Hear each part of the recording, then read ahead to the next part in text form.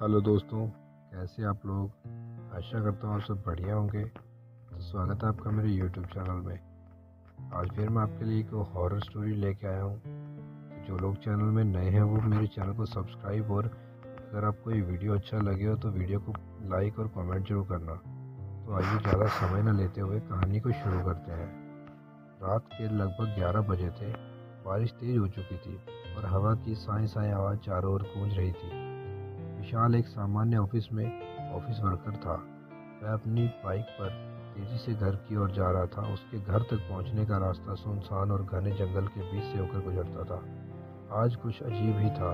हवा में भी एक अजीब ही सिरन थी। विशाल ने घड़ी देखी और उसकी गति बढ़ा दी। विशाल की बूंदों ने उसकी बाइक की लाइट को धुंधला कर दिया, लेकिन विशाल जानता था कि अगर वह थोड़ी देर और रुका तो उसके लिए रास्ता और मुश्किल हो जाएगा। कुछ ही देर में विशाल को सड़क के किनारे एक छोटी सी झोपड़ी दिखाई दी, जिसमें से धुआं उठ रहा था। यह देख उसे कुछ राहत मिली कि शायद कोई उसकी मदद कर सकता है। उसने बाइक रोकी और झोपड़ी की ओर बढ़ा। दरवाज़ा हल्का सा खुला हुआ था। विशाल ने आवाज़ दी, कोई है? भीतर से कोई आवाज़ नहीं आई, पर अंदर से हल्की हल्की फुसफुसाने की आवाज़ सुनाई दे रही थी। विशाल का दिल तेजी से धड़कने लगा, पर जिज्ञासा उसे झोपड़ी के अंदर खींच लाई। अंदर का दृश्य देखकर विशाल के रोंगटे खड़े हो गए। एक पुराना टूटा फूटा फर्नीचर और दीवारों पर अजीब से चिन्ह बने हुए थे, जैसे किसी तांत्रिक अनुष्ठान का हिस्सा हो। बीच में एक ताजा जला हुआ हवन कुंड था।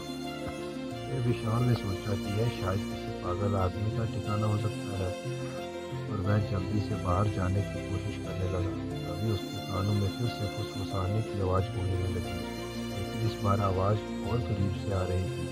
उसने मुड़कर देखा, दरवाज़ा अपने आप बंद हो चुका था और सामने से एक छाया खड़ी थी।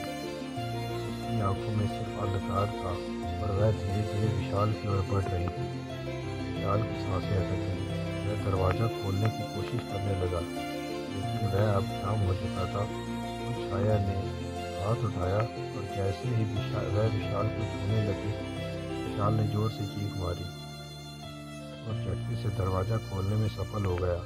वह बाहर निकलकर अपनी बाइक की ओर भागा। बारिश अब और तेज हो चुकी थी, लेकिन विशाल ने पीछे मुड़कर नहीं देखा। वह जैसे तैसे घर पहुंचा और अंदर घुसते ही दरवाज़ा बंद कर लिया। उसका दिल तेजी से धड़क रहा था और वह खुद को सुरक्षित महसूस कर रहा था। लेकिन तभी उसे एहसास हुआ कि उसकी जेब में कुछ रखा हुआ था। उसने हाथ डालकर देखा, वह एक पुराना सिक्का था, जो कि झोपड़ी में रखे हवन कुंड के पास पड़ा था। उसकी धड़कनें फिर से तेज हो गई। उसे महसूस हुआ कि वह उस छाया से बच तो आया है, लेकिन शायद वह छाया अब उसकी जिंदगी से बाहर नहीं जाएगी। रात भर विशाल को नींद नहीं आई। हर कोने से उसे वही फुसफुसाने की आवाज़ सुनाई देने लगी और विशाल ऐसे ही डरता रहा। तो आपको ये कहानी कैसी लगी कमेंट करके जरूर बताना।